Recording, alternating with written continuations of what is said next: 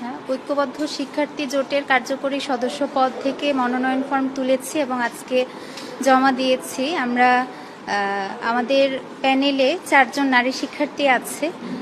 এখানে আমরা 4 জন মূলত পুরো ক্যাম্পাসে নারীদের প্রতিনিধিত্ব করার জন্য অংশগ্রহণ করেছি। আপনারা জানবেন যে ঢাকা বিশ্ববিদ্যালয়ে বিভিন্ন ঘরানার মেয়ে শিক্ষার্থীরা অধ্যয়ন করছে এবং মেয়ে শিক্ষার্থীরা এই যে প্রতিনিধিত্বের জায়গাটা, এখানে আসতে একটু ভয় পায় বা একটু পিছিয়ে থাকতে চায়। এর প্রধান কারণ হচ্ছে মেয়েদের কিছু প্রতিবন্ধকতা আছে। সোশ্যাল বেশিং করা হয়, তাদেরকে নিয়ে বিভিন্ন কুরুচিপূর্ণ মন্তব্য করা হয়, আমাদের নিয়েও করা হয়। তো আমরা চাচ্ছি নারীদের প্রতিনিধি যেন সব জায়গায় থাকে এবং এই যে কিছু ব্যারিয়ার আছে, এই ব্যারিয়ারগুলো থেকে যেন মেয়েরা বের হতে পারে, মেয়েদের ভয়টা কাটানো যায়, এটা আমাদের একটা প্রধান কাজ। দ্বিতীয় বিষয়, এই ক্যাম্পাসকে নারী বান্ধব করা। নারী শিক্ষার্থীদের যে সমস্যাগুলো হচ্ছে, আমরা ইতোমধ্যে এগুলো আইডেন্টিফাই করেছি এবং এই সমস্যাগুলো সমাধানের লক্ষ্যে আমরা কাজ করে যাচ্ছি। তৃতীয়ত, ডাকসু নির্বাচন তো প্রতি বছরই হওয়ার কথা, কিন্তু আমরা দেখতে পাচ্ছি দেশের রাজনৈতিক প্রেক্ষাপট বা বিভিন্ন কারণে নির্বাচনগুলো সময় মতো হচ্ছে না। তো আমাদের একটা প্রধান কাজ থাকবে যেন এই নির্বাচনটা নিয়মিত হয়, ধারাবাহিক একটা প্রক্রিয়ার মাধ্যমে, ছাত্র প্রতিনিধিদের মাধ্যমে শিক্ষার্থীরা যেন শিক্ষার্থী বান্ধব পরিবেশ পায়, সেই লক্ষ্যই আমরা কাজ করে যাচ্ছি। সেই লক্ষ্যকে সামনে রেখেই আমরা ঐক্যবদ্ধ হয়েছি এবং আমরা সামনে শিক্ষার্থীদের প্রতিনিধিত্ব করতে চাই।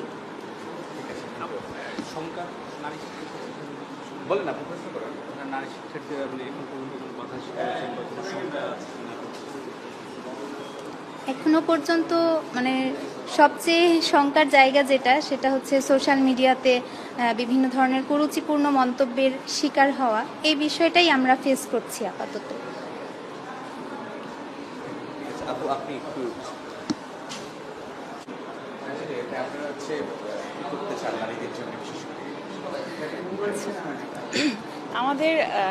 আমাদের আসলে সমস্যা এত বেশি প্রখর যে দেখেন, আমাদের তো আসলে ইচ্ছা করে যে একদম 100% আবাসন থাকবে, 47% মেয়ে শিক্ষার্থীর জন্য মাত্র 5টা হল আছে। যেমন ধরেন, আমি কুয়েত মৈত্রী হলের অ্যালোটেড এবং সেইখানে মোট শিক্ষার্থী আছে 2100+। তো সেইখানে আমার হলে জায়গা আছে মাত্র 700 থেকে 800 শিক্ষার্থী এবং বাকি সবাই আসলে অনাবাসিক এবং তাদেরকে খুব একটা মানবেতর জীবনযাপন করতে হয়। সবার তো আর ঢাকায় বাসা বাড়ি নাই। তারপর হচ্ছে আমাদের খাবারের সমস্যা, আমাদের স্যানিটাইজেশনের সমস্যা, নিরাপদ পানি, মোটামুটি বলতে গেলে শুধু মেয়েদের জন্য না, ছেলেদের জন্য আসলে ক্যাম্পাসটা খুব বেশি কমফোর্ট না। ছেলেদের কমন রুম নাই, তাদের হচ্ছে মেয়েদের তো তাও একটু কমন রুম আছে, বসা যায়, ছেলেদের সেটাও নাই। তবে মেয়েদের যেটা বেশি ফেস করতে হয়, স্বাভাবিকভাবেই আমাদের পুরো দেশে আসলে এই অবস্থা যে মেয়েদের জন্য ওইরকম স্পেসটা পাওয়া যায় না, যেমন কমফোর্টেবল প্লেসটা। তো আমরা যেটা চাচ্ছি যে আমাদের এই প্রতিনিধিত্বের জায়গা থেকে আমরা যেন সেই সমস্যাগুলো তুলে ধরতে পারি এবং মেয়েদের সমস্যাগুলো আমরা বিশ্বাস করি যে মেয়েদের মাধ্যমে উঠে আসা দরকার। এবং আপনারা এটা জেনে থাকবেন, আমি বাংলাদেশ ইসলামী ছাত্র সংস্থার সেক্রেটারি আফসানা আক্তার। আপনারা জেনে থাকবেন যে বিগত বছরগুলোতে আসলে আমরা সামনে এসে কথা বলার মতো সুযোগ আমাদের দেওয়া হয় নাই। আমরা নানাভাবে চেষ্টা করেছি নিজেদের জায়গা থেকে, কিন্তু যে কণ্ঠস্বর তুলে ধরার আসলে সুযোগটা আমরা পাই নাই। তো এই যে আমরা সুযোগটা পেয়েছি জুলাই গণঅভ্যুত্থানের পর, আমরা যেই সবচেয়ে বড় যে আমাদের পাওয়া, সেটা হচ্ছে কথা বলা। তো আমরা চাচ্ছি না যে কোনো মাধ্যমে, কোনো ব্যক্তি, কোনো প্রশাসন, কোনো রাজনৈতিক সরকার, কারো মাধ্যমে আমাদের সেই কথা বলাটা বন্ধ হোক। আমরা চাই যে কোনো ধর্ম, বর্ণ নির্বিশেষে সবাই যেন তাদের কথাটা বলতে পারে। সেই সব ধরনের শিক্ষার্থীদের প্রতিনিধিত্ব করতে আসলে আমরা এসেছি। আপনারা জানেন যে বিগত সময়গুলোতে আমাদের হিজাব নিকাব নিয়ে একটা ভীতিকর পরিস্থিতি ছিল। মেয়েরা হচ্ছে ভাইবা ফেস করতে ভয় পেত।